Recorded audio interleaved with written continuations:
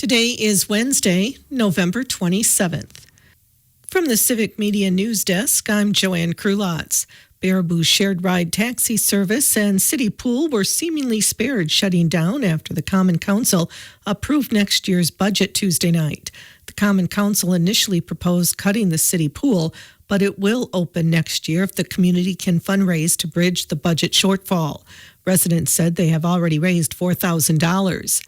City officials had also proposed slashing the shared ride taxi, but many community members attended Tuesday's meeting to voice support for it.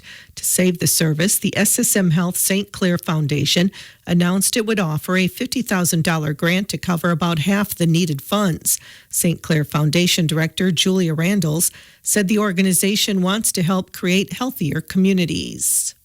This was kind of a make or break moment for our taxi service. So to be able to provide some immediate help while we then work to collaborate and create the long-term solution for what this looks like. The council agreed to accept the grant and pursue funds from state and federal programs. This allows the service to remain open. A bad day for school buses in Wisconsin. A school bus drove into the front of a house in Holmen Tuesday morning, injuring one person inside the home. Police are still trying to determine the cause of that crash. Across the state in Racine County, a school bus crossing a highway failed to yield to traffic and was struck by another car. The bus flipped over and ended up in a pond. There were no injuries in that crash. No children were inside of either bus at the time of the crashes. Current President and CEO Eric Borgerding is set to retire next year and be replaced by the WHA Senior Vice President of Government Relations, Kyle O'Brien.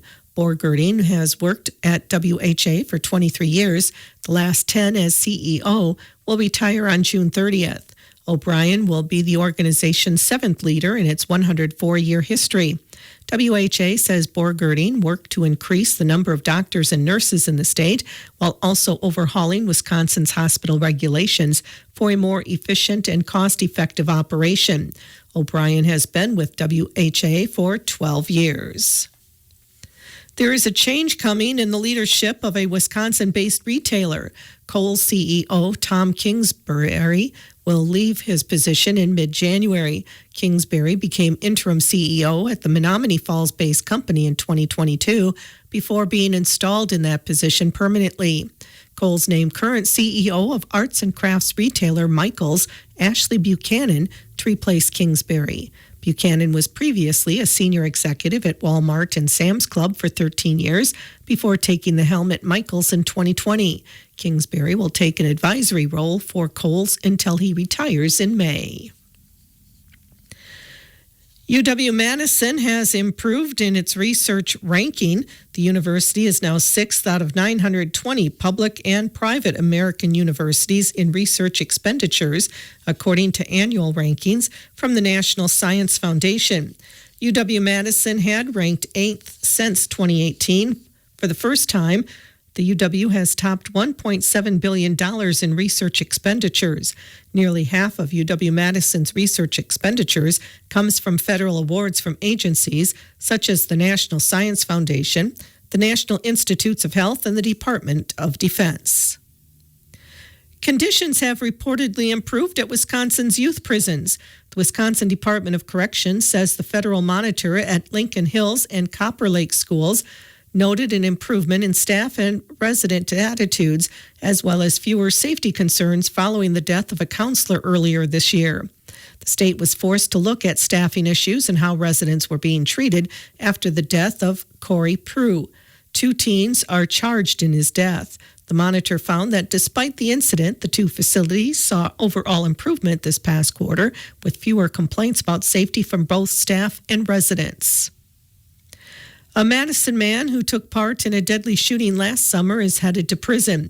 19-year-old Julius Jones pleaded guilty this summer to reckless homicide in the 2023 gang shooting of 20-year-old Nicholas Taylor Washington. He was sentenced on Tuesday to 15 years in prison. Prosecutors say Jones and 2 other men shot Taylor Washington outside a party for being a member of a rival gang. Jones originally faced intentional homicide before taking a deal. A former Madison firefighter who was selling cocaine in his fire station has taken a plea deal. 48-year-old Trevor Wiggins pleaded guilty Monday to 2 misdemeanors. He had been facing multiple felonies for drug trafficking. Police informants brought drugs from Wiggins multiple times during the investigation, including once at the station. Wiggins resigned from his position before the charges were filed in May. Wiggins will spend time on probation, and a felony drug dealing count will be dismissed if he doesn't violate that probation. A Mississippi man gets prison time for assaulting a foster child from Wisconsin. 38-year-old Reginald Wright was sentenced Friday to 8.5 years in federal prison. Wright came to Wisconsin in 2023, picked up an underage girl from her foster home in Madison, and sexually assaulted her multiple times. Police were able to rescue the victim while she was on a bus heading to Atlanta. Federal Judge William Conley told Wright at sentencing he made a sordid decision and dealt serious trauma to a vulnerable child. The 13th annual Richland Center Rotary Lights in the Park begins tonight at Crosscut Park. You can experience the splendor of the show each night through New Year's. The exhibit will be open each night with walkthroughs from 6 to 6:50 and drive-through from 7 to 9. However, please note, new this year, the first 3 Mondays, December 2nd, 9th, and 16th, will be drive-through only. Also, Santa and Mrs. Claus will be on hand every Friday and Saturday. Parking for the Richland Center Rotary Lights is located at North Park. Participants can enter by crossing the well-lit footbridge. Admission is free. However, donation of a food item to the Richland County Food Pantry, Community Food Pantry, or money to support the Rotary Lights in the Park project is appreciated. Despite the impending closure of the historic community staple, officials say tours of Leinenkugel's Brewery in Chippewa Falls will continue. The brewery will officially be shut down in January as Molson Coors moves production to their main facility in Milwaukee, leaving over 50 workers without jobs. Even though the brewery will no longer be operating as it has for years, the Leinie Lodge still plans to offer tours of the facility that have become a major tourist draw. The brewery has been part of Chippewa Falls community for over 150 years.